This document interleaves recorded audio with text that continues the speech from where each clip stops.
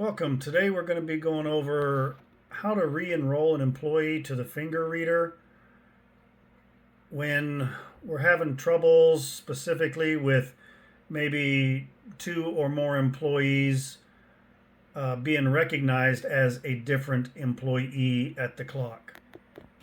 So the way a finger scanner works is it looks at the fingerprint and it draws a bunch of dots around various points of the fingerprint. It then throws the fingerprint away, and what you end up with is a bunch of those dots, which are put together as ones and zeros in a template.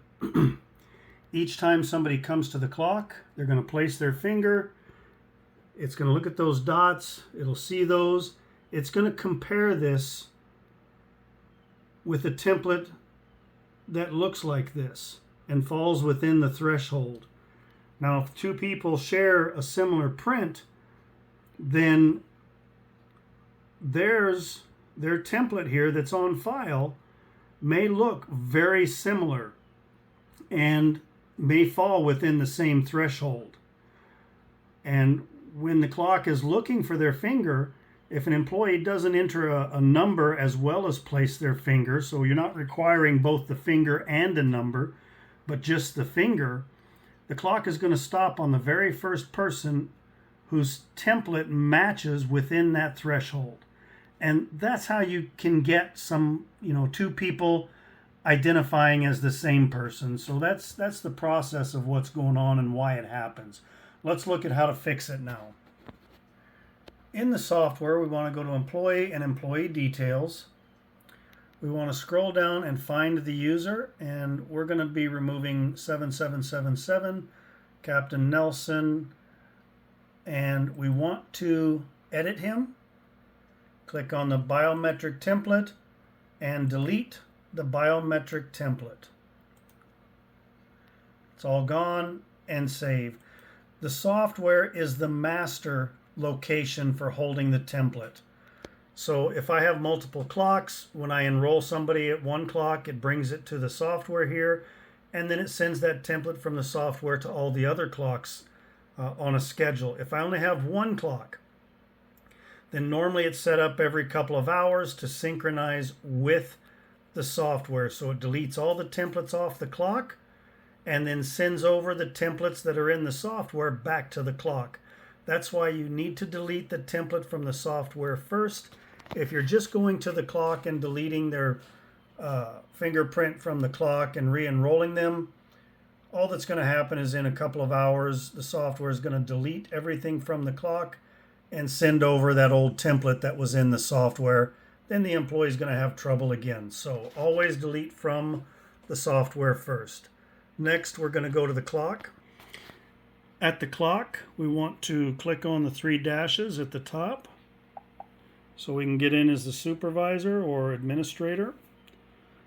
Place my finger, and there we go. Users, settings, view log, etc. We want to go to the users, and then we need to scroll through our list to find Mr. Nelson, and there he is down here at the bottom. And I'm going to delete him altogether. Are you sure you want to delete this user? Yes. Fingerprint deleted, and Mr. Nelson is gone. Now we're going to use this add user up here at the top left. We're going to put their card ID in, so I'm going to tap here and then enter the number and then click done.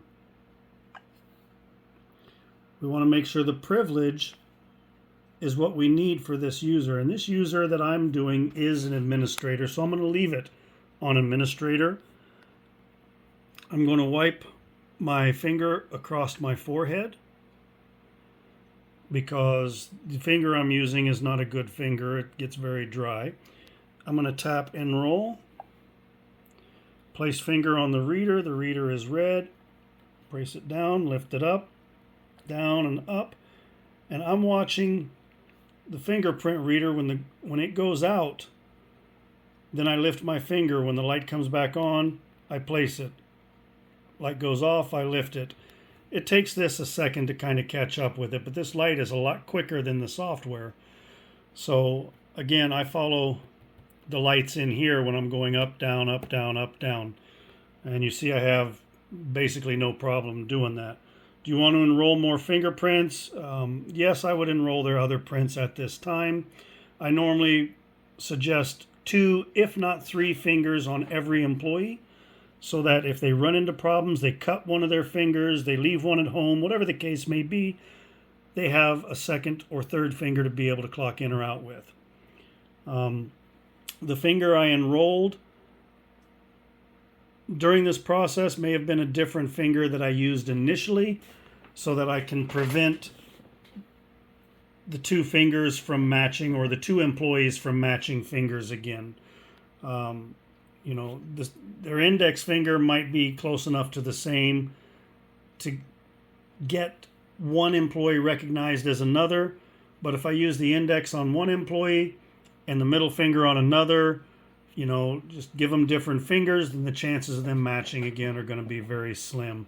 A lot of times, re-enrolling them, even if you use the same fingers, re-enrolling them a second time, now that they're used to the machine and they're placing their finger a lot better, that can make the difference as well.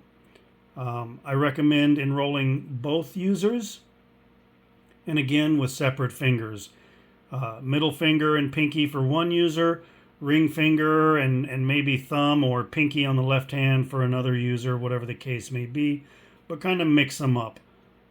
That way you're not running into this problem more than once. So right here I'm going to say no. And I see one fingerprint is checked in. I'm double checking my privilege, and that is good. And now I'm going to click add.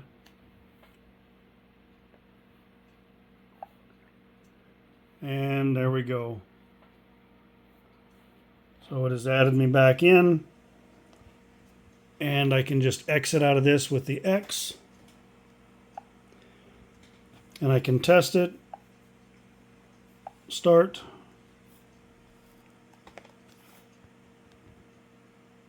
And there we go. That's all you need to do to re-enroll someone who's being identified as someone else. Thank you for watching.